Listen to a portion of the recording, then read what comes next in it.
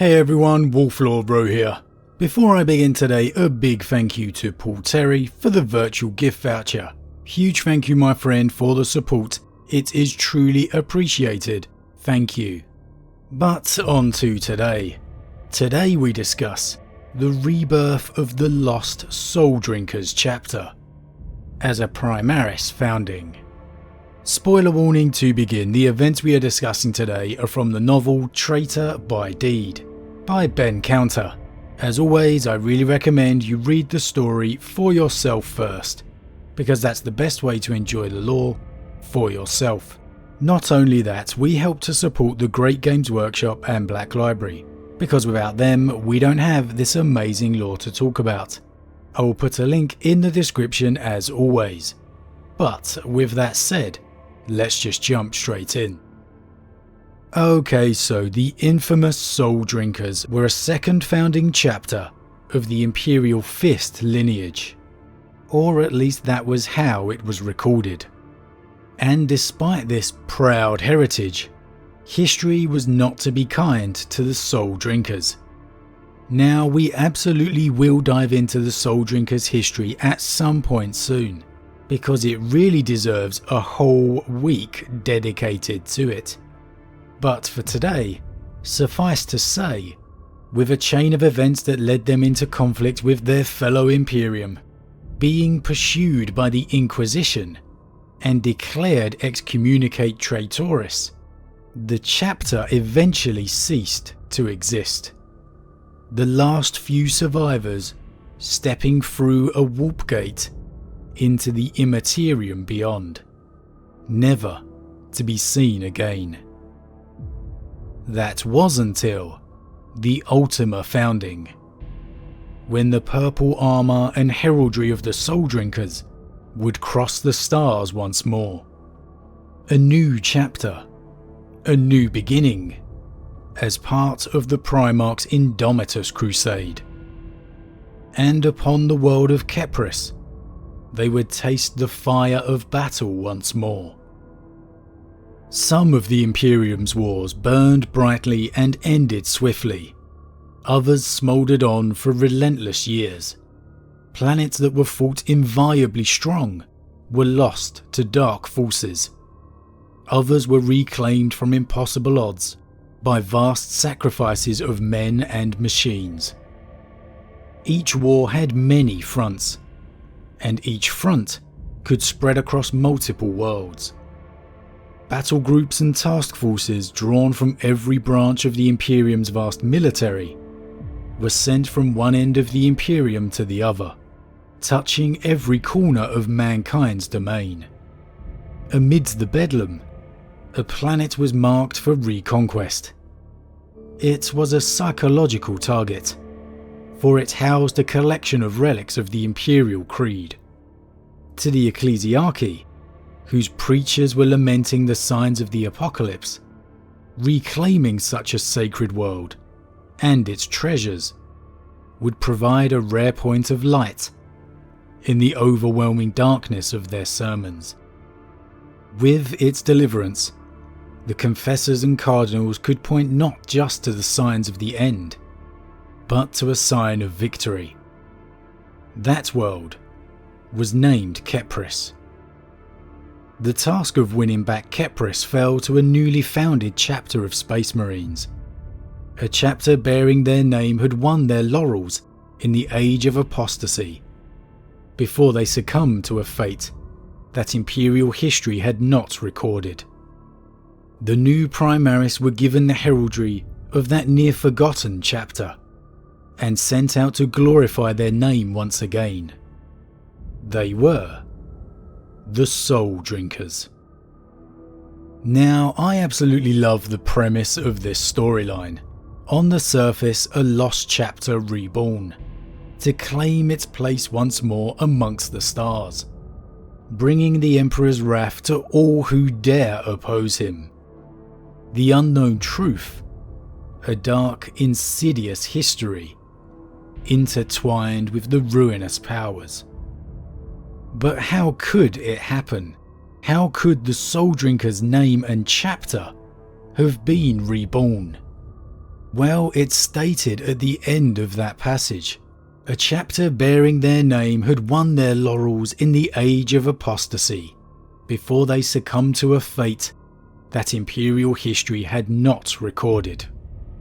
Is it a convenient plot mechanic? Yes, of course it is, but it's not unrealistic given the lore. The Imperium is renowned for losing information, or for it to take centuries to even reach its destination. The Imperium is impossibly vast, stretching across the entire galaxy. There have been countless chapters whose fates have been lost to the sheer vastness of the machine that is the Imperium of Man. And without giving too much away here, there was some measure of redemption for the Soul Drinkers at the very end. Perhaps the least they could do is let their ultimate fate go unrecorded. The simple truth is the name was most likely picked up from a long list of fallen chapters by some administration menial, in Guilliman's desire to refire the Imperium and Call's desire to prove his superiority over the old Space Marine chapters. Bringing life back to the fallen definitely rings true to their ultimate ambitions. But will their past come back to haunt this new chapter? A history of their name, if not their actions. They know virtually nothing of the chapter of old, only its battle cry and its penchant for boarding actions and void warfare.